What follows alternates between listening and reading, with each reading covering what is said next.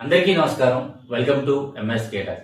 ఇటీవల కాలంలో కరీంనగర్ లో ఒక యువతి 16 సంవత్సరాల యువతి ఒక యువకుడితో మాట్లాడుతుందని చెప్పేసి పేరెంట్స్ మన కులం వాడు కాదని చెప్పేసి ఆ యువతిని ఆ తినే ఫుడ్ లో పాయిజన్ ఇచ్చేసి అత్యంత దారుణంగా చంపేశారు. దీనికి మళ్ళీ పోలీసులు ఎగనెస్ట్ గా లేదు అనారోగ్య కారణం వల్ల చనిపోయిందని చెప్తే వాళ్ళు పోస్ట్ మార్టం లో తెలుసుకొని వాళ్ళు యువతి ఈ కారణాల చేత చనిపోయిందని చెప్పింది అనమాట.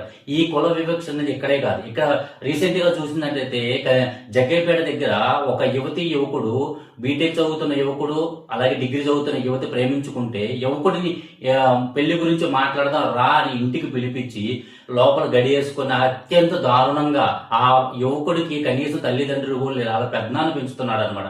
అలాంటి యువకుడిని కనికరం లేకోకుండా ఆ యువతిని ప్రేమిస్తున్నాడు ఒకే ఒక ఉద్దేశంతో, ఆ కులం వాడు కాదని ఒకే ఒక ఉద్దేశంతో అతను చంపాడు.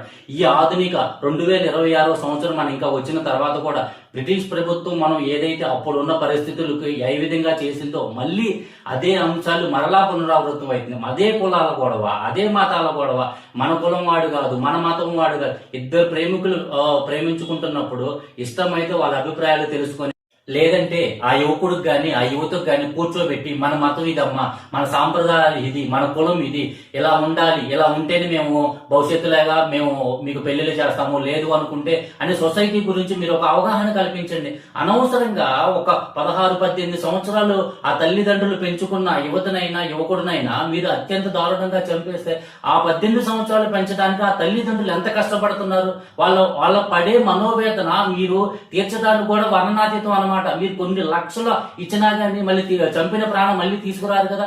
మీకు ఎంతగా ఇష్టం లేదనుకుంటే కూర్చోబెట్టండి, కౌన్సిలింగ్ ఇవ్వండి, లేదా పోలీస్ స్టేషన్ కేసు పెట్టండి. వాళ్ళు తీసుకొచ్చి పేరెంట్స్ దగ్గర ఇదిగో మీ అబ్బాయి ఎలా చేస్తున్నాం, లేదు మీ అమ్మాయి ఎలా చేస్తుంది, మీరు ఎలా ఉంది, మేము ఇవ్వము, అది మేము ఈ కారణాలు ఎలా ఉన్నాయి అని మీరు క్లియర్ గా చెప్పండి. అర్థం చేసుకుంటారు. లేదంటే అర్థం కాకపోతే 1-4 సార్లు చెప్పండి. అక్కడికే అర్థం కావట్లేదు అనుకుంటే దాని తర్వాత మీరు ఏదైతే లీగల్ గా అనేది ఇలా చట్టపరంగా మీరు ఏదైనా తీసుకోవడానికి అనుకూలంగా ఉంది కదా. ఈ రోజు ఆడవాళ్ళకి ఏదైతే అన్ని రకాల చట్టాలు అనేది అనువర్తిస్తున్నాయి కదా, మీరు ఆ ధోరణిలో ఎందుకు వెళ్ళట్లేదు?